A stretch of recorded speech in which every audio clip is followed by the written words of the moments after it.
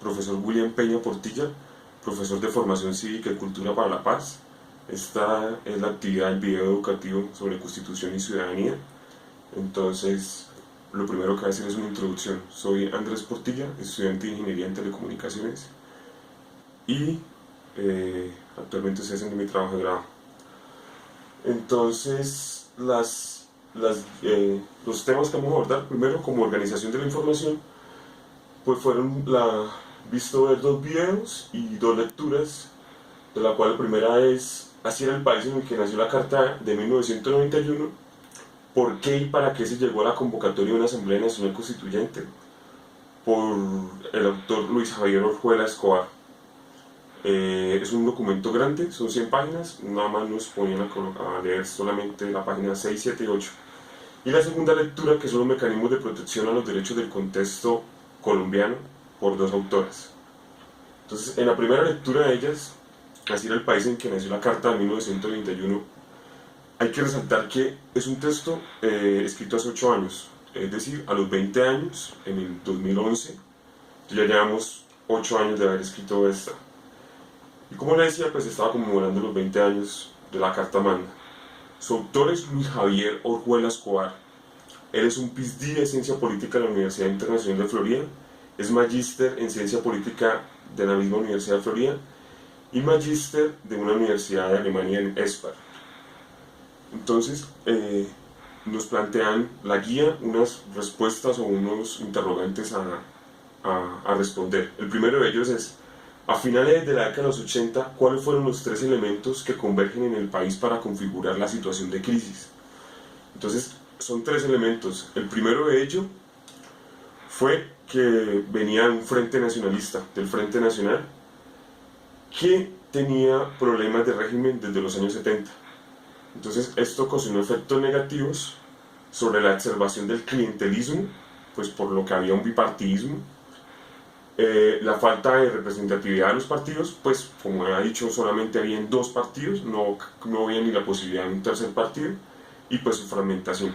Entonces acá vemos pues el Frente Nacional, presidentes como Alberto Lleras Camargo, Guillermo León Valencia, Carlos Lleras Restrepo y Misael Pastrana Borrero. Entonces era liberal, conservador. En eso consiste el Frente Nacional, en dividir, y esto ocasionó bastante crisis. Bueno, el segundo de ellos es un deterioro total en el orden público, en donde hay un aumento primero de la delincuencia común, segundo los grupos armados, ilegales, y tercero y sobre todo se pensaba sobre las mafias que movían el narcotráfico. Ejemplo el cartel de Medellín con Pablo Escobar, ejemplo el cartel de Cali con los hermanos Rodríguez Orejuela, ejemplo el cartel de Bogotá con Gacha, el mexicano, que ellos le declararon una guerra frontal y directa al Estado por cuestión de temas de extraditación. Entonces vemos cómo el cartel de Medellín colocaba en Cali en droga la rebaja, que eran de los hermanos Rodríguez Orejuela, bombas, y cómo los hermanos Orejuelas en el poblado, en el edificio en Mónaco, pues colocaba bombas. Entonces era una guerra frontal entre mismas bandas y contra el Estado para impedir su extradición a los Estados Unidos. Ellos tenían un lema que era: prefiero una tumba en Colombia que una cárcel en Estados Unidos. Y como tercero, del que formó esa crisis, pues es una tendencia a la estructura económica, donde se ve la mayor desigualdad, donde están mal distribuidos los ingresos y unos altos niveles de pobreza. Como segunda pregunta, para plantear solución, ¿quiénes motivaron la reforma del régimen político? Entonces, estos quiénes fue un grupo de estudiantes universitarios que, interpretando un sentir de la sociedad colombiana, lideró un movimiento para reformar el régimen político. Entonces esto se produjo durante el gobierno de César Gaviria, donde se formó la famosa Asamblea Constituyente Nacional en diciembre de 1990. Tercera pregunta, ¿qué propósito se plantea la Constitución del 91? Entonces, el propósito y el significado real de la Constitución del 91 es, primero, la búsqueda de la paz. Segundo, la ampliación de la democracia y de los derechos políticos, económicos y sociales de los ciudadanos. El fortalecimiento y relegitimación del Estado y que haya una mayor equidad. Eso era lo que buscaba la Asamblea del 91. ¿Cuáles son los mecanismos e instituciones que establece la Constitución del 91 para dar garantía a esa protección de los derechos? Entonces, la Constitución del 91, y eso es lo más importante de ella, estableció unos mecanismos socioeconómicos y judiciales para exigir ante estos organismos y a instituciones judiciales nuestra preservación de los derechos. Entonces se crearon la Corte Constitucional, la Defensoría del Pueblo, se creó el modelo de acción de tutela, ese mecanismo, y acciones populares. Esto es para una exigencia de garantizar nuestros derechos. Eso fueron las 4 preguntas de nuestra primera lectura. Ahora, como segunda lectura, que es mecanismos de protección a los derechos en el contexto colombiano, cuyos autores son 2 mujeres, la especialista Aurora Helves y la magíster Claudia Patricia Durán Peña. Entonces, las preguntas preliminares a solucionar son: ¿cómo la Constitución Política de Colombia es garante de los derechos a los ciudadanos? Entonces, ¿cuál es esa garantía? Entonces, la Constitución Nacional del 91 es clara en el momento de garantizar los derechos a los ciudadanos. Sin embargo, cuando las instituciones quebrantan dichos derechos, entonces existen unos mecanismos de protección ciudadana, los cuales son contemplados en la misma Constitución.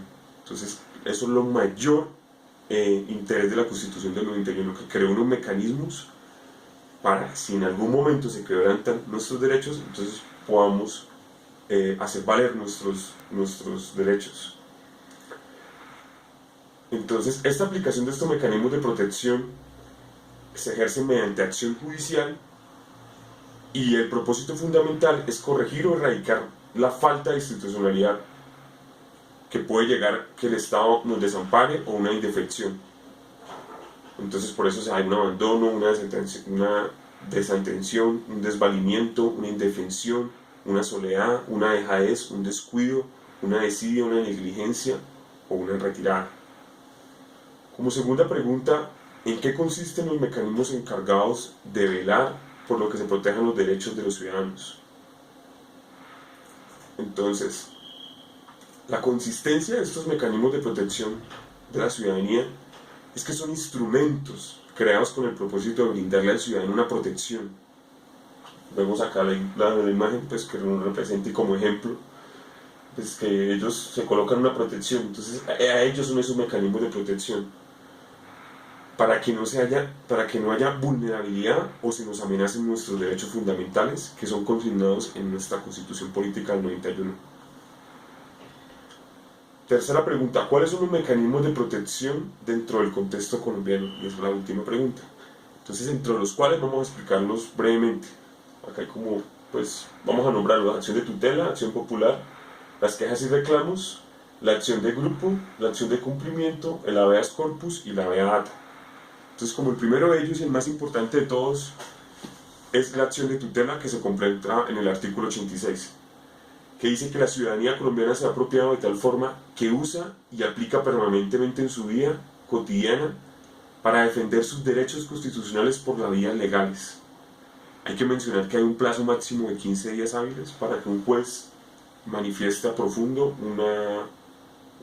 una respuesta a esa acción de tutela. Como segundo mecanismo tenemos la acción de cumplimiento, que se contempla en el artículo 87.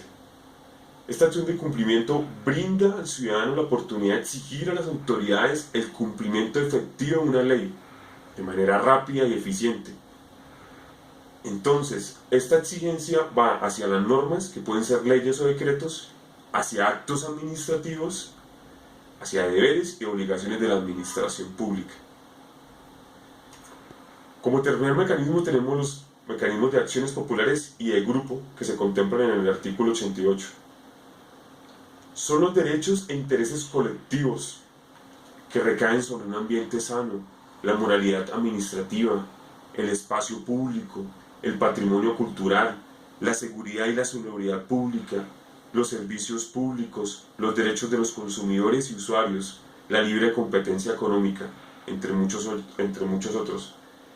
Estas tienen previstas que sean preventivas, de carácter preventivo, restitutivas, de carácter que se les restituya, e indemnizadoras que nos indemnicen, y se pueden utilizar frente a toda acción u omisión de entidades públicas o particulares que nos ocasionen daños, nos amenacen o pongan en peligro nuestro derecho individual o colectivo.